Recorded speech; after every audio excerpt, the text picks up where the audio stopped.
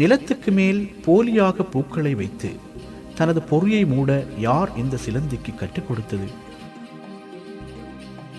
உண்மையில் இங்கு எம்மை வியப்பூட்டும் உண்மையாதனில் ஒவ்வொரு சிலந்தியும் பிறக்கும் போதே அவ்வினத்திற்குரிய இறைகவும் நுட்பத்தினை அறிந்தவாறே அது பிறக்கின்றது. இந்த போலஸ் வகை சிலந்தி தன் முதல் முடிச்சு போட்ட கயிறு போன்ற பின்னலை தயார்படுத்தி விட்டது. இந்த சிலந்தி உங்கள் விரல் அடையாளத்தை விட சிறியது. அதன் பொறி ஒரு குண்டூசியின் தலையை விட சிறியது. புதிதாய் பிறந்த டினூபிஸ் எனப்படும் இந்த சிலந்தி ஒரு சிறிய வலையை பின்னியுள்ளது. இந்த குழந்தை சிலந்தி உலகிலே தோன்றிய பொழுதிலிருந்து ஒரு பொறியியலாளனாக மாறிவிடுகின்றது.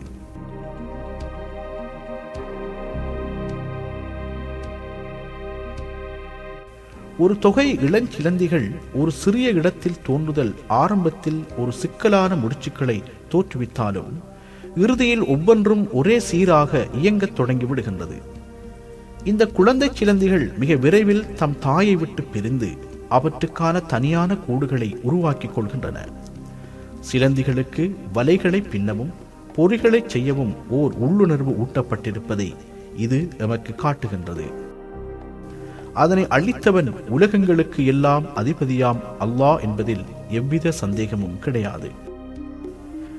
அவன் இப்படைப்புகளை அதிசயமான பண்புகளோடு படைத்து அவை செய்ய வேண்டியதை உணர்வூட்டுகின்றான்.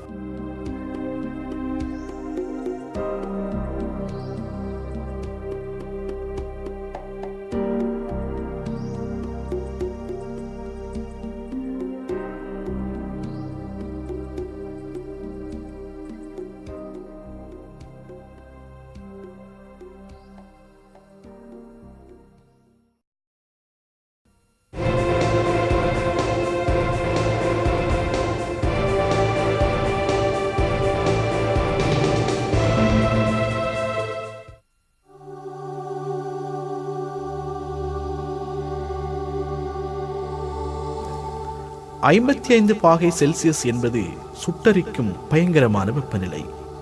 முடிவில்லா மணல் குவியல்கள் வெகு தூரத்திற்கு பறந்து கிடக்கும் இங்கே குறுக்கே எதிர்ப்படும் அனைத்தையும் அள்ளி விழுங்கும் மணல் புயல்கள் அடிக்கும். இதன் போது சுவாசிப்பது கூட கடினமானது. பாலைவனத்தில் பாதுகாப்பு அற்ற ஒரு மனிதன் பிடிபட்டால் மரணத்திலிருந்து தப்ப முடியாது.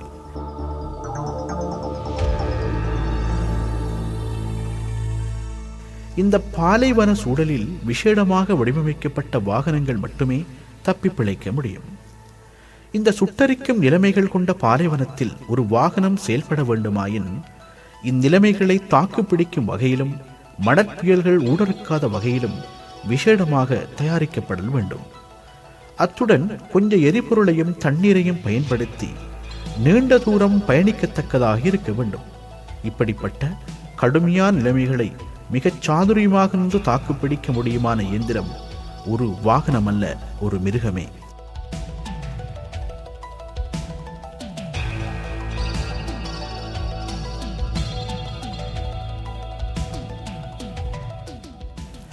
வரலாறு நடிகிலும் ஒட்டகம் பாலைவன மக்களுக்காக பணிபுரிந்து வந்துள்ளது.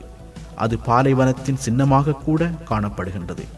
பாலைவன வெப்பம் மற்ற படைப்பினங்களின் உயிரை பறிக்கும் அளவு கொடூரமானது. இங்கே ஒரு சில பூச்சிகள், ஊர்வன, சிறிய உயிரிகள் தவிர வேறெந்த விலங்கும் உயிர் வாழ முடியாது. இங்கு உயிர் வாழ முடிந்த ஒரே ஒரு பெரிய விலங்கு ஒட்டகம் மட்டும்தான். பாலைவனத்தில் வாழ்வதற்காகவும் மனிதர்களுக்கு பணிவிடை செய்வதற்காகவும் அல்லாஹ் அதனை படைத்துள்ளான். இத்திருமறை வசனத்தின் மூலம் ஒட்டகத்தின் படைப்பு குறித்து எமது கவனத்தை அல்லாஹ் திருப்புகின்றான்.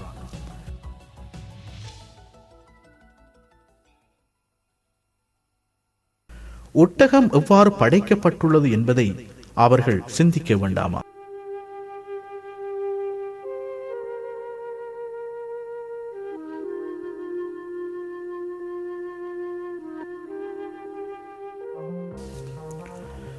ஒட்டகம் எவ்வாறு படைக்கப்பட்டுள்ளது என்பதை நாம் நோக்கினால் அதன் ஒவ்வொரு அம்சமும் அதிசயமாகவே படைக்கப்பட்டுள்ளது என்பதை கண்டுகொள்ளலாம். சுட்டரிக்கும் வெப்பமிக்க பாலைவனத்தில் நீர் அருந்துவதுதான் மிக மிக அவசியமானது. ஆனால் இங்கே தண்ணீரை காண்பதோ மிகவும் கடினமானது. அத்தோடு இந்த முடிவில்லா மணல் தரையிலே உண்பதற்கு எதையேனும் பெறுவதும் நடைமுறையில் அசாத்தியமானது.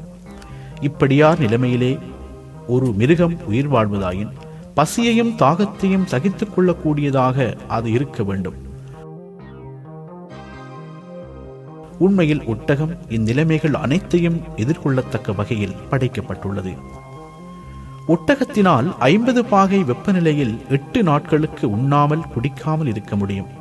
நீண்ட நாட்களுக்கு நீர் அருந்தாமலேயே பயணிக்கும் ஒட்டகம் ஓரிடத்தில் நீர்நிலையை காணும் போது அவ்விடத்தில் போதுமான நீரை உடனில் சேமித்துக் கொள்கின்றது. ஒட்டகத்துக்கு அதன் நிறையின் 1/3 பகுதி அளவு நீரை 10 நிமிடத்தில் அருந்த முடியும். அதாவது 130 லிட்டரை ஒரே முறையில் அருந்துவதற்கு அதனால் முடியும். ஒட்டகத்தின் திமில் பகுதியிலேயே களஞ்சிய பகுதி உள்ளது. 40 கிலோகிராம் கொழுப்பு இங்கே சேமிக்கப்பட்டுள்ளது. இதனால் அதற்கு எதுவும் உண்ணாமல் பருகாமல் பல நாட்கள் பாலைவனத்தில் பயணிக்க முடியும்.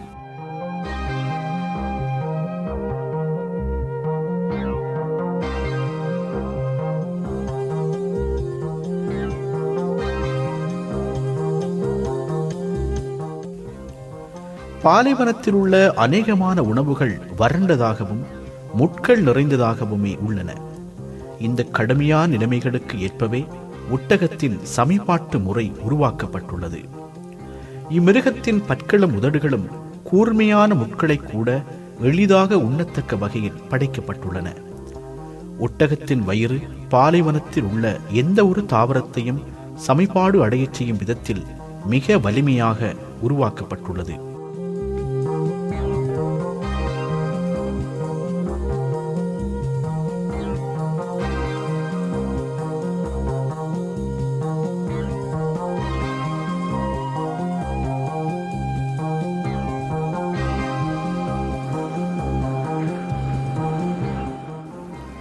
திடீரென பாலைவன காற்றுக்கள் மணற்புயல் வடிவத்தில் வீசும். இக்கூர்மையான மணத்துகள்கள் மூச்சு திணறவும் கண்களை குருடாக்கவும் செய்யும். இப்படியான கடுமையான சந்தர்ப்பங்களை சமாளிக்கும் வகையில் அல்லாஹ் ஒட்டகத்திற்கென விசேடமான பாதுகாப்பு முறைகளை படைத்துள்ளான். ஒட்டகத்தின் கண்ணிமைகள் அதன் கண்களை தூசி மணல் துணிக்கைகளிலிருந்து பாதுகாக்கின்றது. ஆயினும் அதன் கண்கள் ஒளி புகத்தக்க வகையில் உள்ளதோடு மூடிய பின்னரும் பார்க்க முடியுமானவை. அதன் கண்மயிர்கள் தூசுகள் உட்புகா வண்ணம் நீண்டதாகவும் கனத்ததாகவும் காணப்படுகின்றது. ஒட்டகத்தின் மூக்கும் விசேடமான வடிவமைப்பை கொண்டது. மணற்புயல்கள் வீசும் போது அதன் மூக்குத்துவாரங்களை விசேடமான தசையினால் மூடிக்கொள்கின்றது.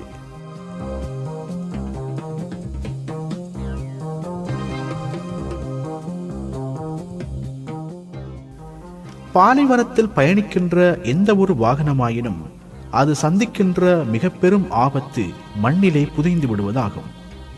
ஆனால் 100கணக்கான கிலோகிராம் நிறையுள்ள பொருட்களை சுமக்கின்ற போதிலும் ஒட்டகம் இந்த ஆபத்தில் சிக்குவதில்லை. காரணம் அதன் பாதங்கள் பாலைவனத்துக்கென விசேடமாக படைக்கப்பட்டுள்ளன. இந்த விலங்கின் அகலமான பெருவிரல்கள் பனிச்சப்பாத்துக்கள் போல் செயற்பட்டு மண்ணுள்ளே அமிழ்வதை விட்டும் தடுக்கின்றன. மேலும் அதன் உயரமான கால்கள் பாலைவன மேற்பரப்பில் உள்ள சுட்டரிக்கும் வெப்பம் அதன் உடம்பை அடையா வண்ணம் தூரமாக்கி விடுகின்றன. அதன் உடம்பு கனத்த தடித்த ரோமங்களால் மூடப்பட்டுள்ளது. ரோமம் இவ்விலங்கை சூடான சூரிய கதிர்களில் இருந்தும் இரவில் கடுமையான பாலைவன குளிரிலிருந்தும் பாதுகாக்கின்றது. அதன் சில பாகங்கள் கவசம் போன்ற கனமான தோல் படைகளினால் மூடப்பட்டுள்ளது. இந்த தடித்த படைகள் ஒட்டகம் பொசுக்கும் மணலில் அமரும் போது நிலத்திலே படுகின்ற பகுதியில் அமைந்துள்ளன. இவை ஒட்டகத்தின் தோலை எரிவுகளிலிருந்து தடுக்கின்றன. வன்மையான தோல் படைகள் காலப்போக்கில் வளர்ச்சி அடைவதில்லை. பிறக்கும் போதே அவை காணப்படுகின்றன. இந்த விசேடமான வடிவமைப்பு ஒட்டகத்தின் உருவாக்கத்திற்கு பூரணத்துவத்தை வழங்குகின்றது. நாம் இவ்வளவு நேரமும் பார்த்த ஒட்டகத்தின் மொத்த பண்புகளையும் இயல்புகளையும் இப்போது ஒன்றாக நோக்குவோம்.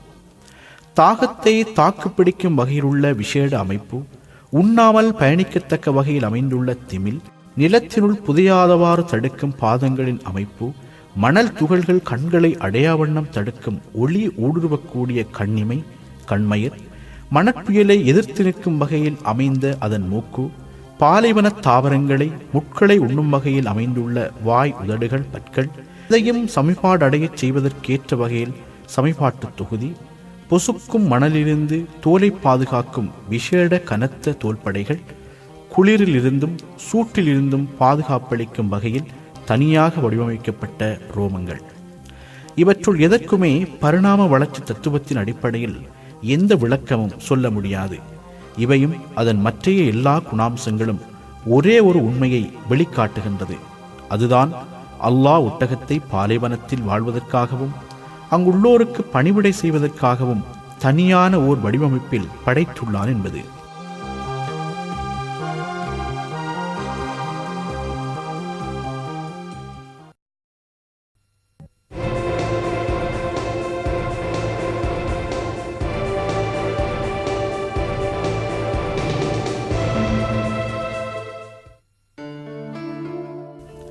நாங்கள் இத்திரைப்படத்திலே ஆழ்கடலில் உள்ளே சுட்டரிக்கும் பாலைவனத்திலே அமேசன் மலைக்காடுகளிலே சென்று வந்தோம். இப்பிரயாணத்திலே நாம் கண்ட உயிரினங்கள் எல்லாம் ஒரு முக்கியமான உண்மையை எமக்கு உணர்த்தின. அதுதான் அல்லாஹ்வின் வல்லமை, அவனது அற்புதமான படைப்பாற்றல் உலகின் மூலை முடுக்கெங்கிலும் உள்ள அனைத்து படைப்புகளிலும் பிரதிபலித்துக் கொண்டிருக்கின்றன என்பது. அவனது ஞானம் யாவற்றையும் உள்ளடக்கியது. அல்லாஹ் இதனை இத்திருமறை வசனத்தினூடாக பின்வருமாறு கூறுகின்றான்.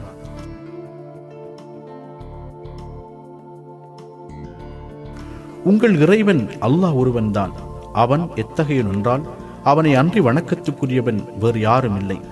அவன் ஒவ்வொரு பொருளையும் தன் அறிவால் ஆழமாக அறிந்து வைத்துள்ளான்.